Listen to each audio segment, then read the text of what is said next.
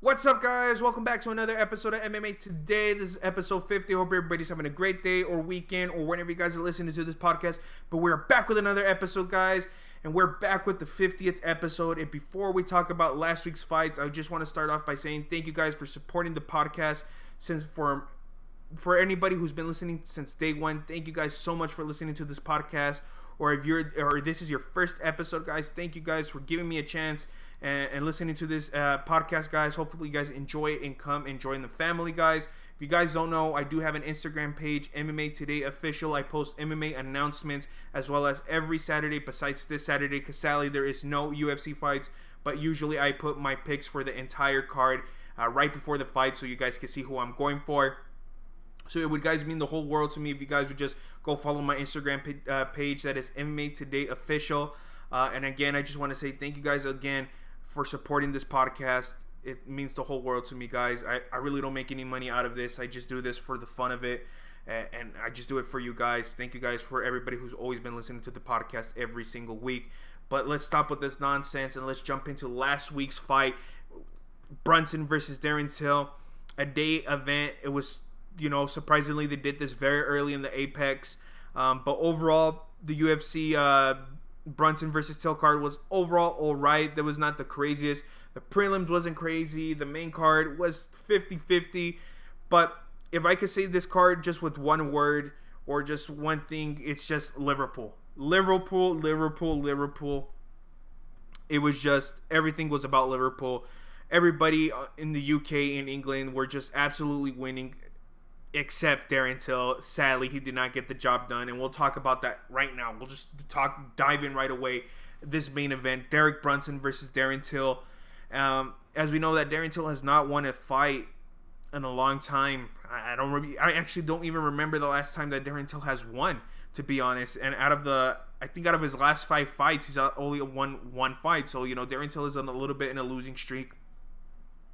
Hopefully he could come back. Hopefully the UFC actually gives him a chance to stay in the middleweight division or just in the UFC in general, just because he's gotten so many losses. You know how the UFC has been cutting a lot of fighters randomly out of nowhere. So hopefully we'll see what Till future holds for the UFC. But if he comes and stays, hopefully he could get slowly start picking himself up.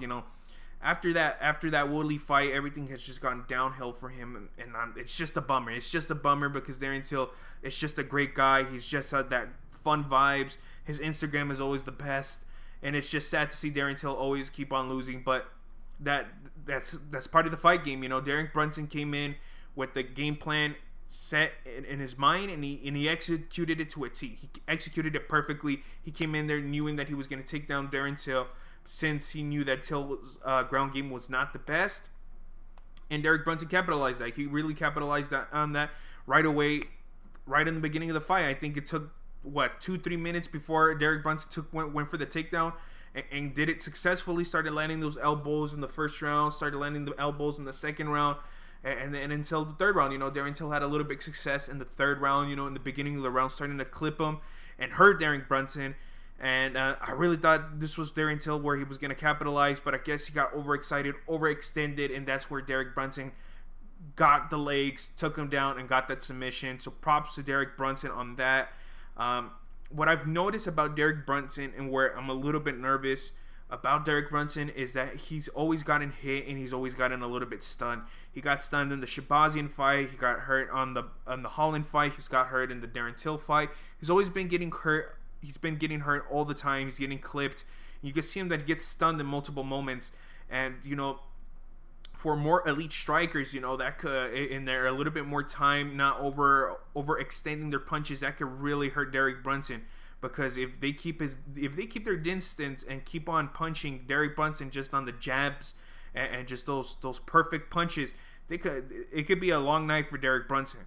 But we've noticed that Derek Brunson has changed since he switched to his new camp. He's a little bit more conservative. He's more about that ground game life now. He's all about that ground and pound lifestyle now. So we'll see how Derek Brunson does. He says that he's going to wait for Israel Adesanya and Robert Whittaker for the winner of that. I don't believe that's the best opinion or the best option for Derek Brunson, just because we don't even know when that fight's going to happen, since that whole thing that's going on, the whole shutdown. I really don't keep up too much with the COVID stuff anymore. In New Zealand and Australia, so I really don't know if they're still shut down or not. But we don't know when this fight's gonna happen. It could happen in January, it could happen in March, or it could happen in April. I just don't believe that Derek Brunson is the smart move for him to wait. I feel like I think he needs one more fight for that title shot, and I think Jared Cannonier is that perfect opponent. Jared Cannonier just fought. Absolutely great performance he got. I think Derek Brunson versus Jared Cannonier, whoever wins that fight, deserves a title shot. I think that's the way to do it. I think that's the way that UFC is going to actually go for it. I might be completely wrong. They might just do that. Just wait on that and give Derek Brunson the title shot. I just don't really see that happening. I really see that Cannonier versus Brunson fight happening next. Main event probably in December. Probably one of the last fights, or maybe one of the beginning fights in January. I think that's going to be the move. That's what the UFC is going to do, in my opinion. But overall, it was a decent fight. The co-main event, Tom Aspinall versus Sergey Spivak. Hopefully, I'm pronouncing his last name. I told you guys last week as well that I was rooting for Tom Aspinall. He's just been a heavyweight that's been climbing the ranks slowly, but in dominant fashion. He's in 100%. Finishing rate. So when I saw him with this opponent, I just knew that Tom Aspinall was going to be much more elite than Sergey, and that's no disrespect to him. I just knew that Tom Aspinall was going to come in with a game plan in mind set, and he capitalized it as well.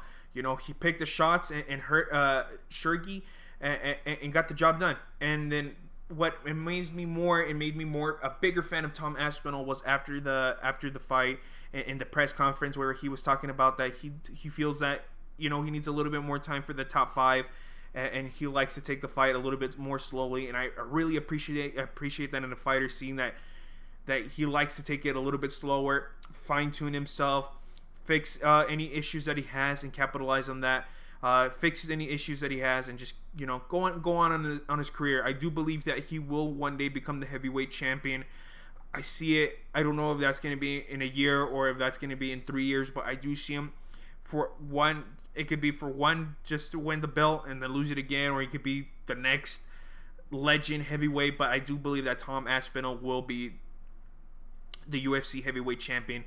I just see him. He has just so much potential, so much skill, so much patience. He's just good everywhere. And I'm so excited to see his next opponent. Hopefully they can get him a fight soon, because I'm a big fan of Tom Aspinall. But after that, the Alex Moreno fight was all right. The Kalao Roundtree fight was also pretty good. Got the knockout. Surprised that actually Roundtree was back. I thought he was retired from his last fight, but hey, I'm not disappointed. I'm always a big fan from Roundtree from the Ultimate Fighter. I think it was the Joanna versus Claudia Gadelha house, if I remember correctly, that season. But I've always been a fan of Kalao Roundtree. But let's stop talking about all this nonsense and everything, and let's talk about the man of the show, the man that everybody keeps on talking about, and that's the boy Paddy. Man, I had no clue about Paddy last week. Even last week, there was no even image about Paddy, and now this man is the new dog in the block. I'm just the biggest fan of Paddy now, just because of his swagger, his performance. He had a little bit issues when he fought Luigi. He had his chin a little bit high. If he could tuck that down, fix a couple of his errors and mistakes, I could see Paddy coming a long way in that lightweight division. And as I said, his swagger, he could be the new face of England. He could be the next Michael Bisping. And that's no disrespect to Tom Aspinall or Darren Till or anything. I just feel that Paddy has that swagger that the other English fighters don't have. He has that confidence, as I say again and again and again, that swagger and just that confidence. There's no other guy that has that confidence right now. How he's just walking in, going in there, not afraid to get hit, and just he's got that punching power. We saw that in that fight. It was a great fight. It was definitely the fight of the night. I enjoyed it non-stop. It was just an absolute great performance, and I'm just so excited to see where Paddy goes on next in his lightweight division. I really just want to see him fight again and again and again. I'm already excited. I'm already waiting for the UFC to announce Paddy's next fight, because I am so excited to see him fight again.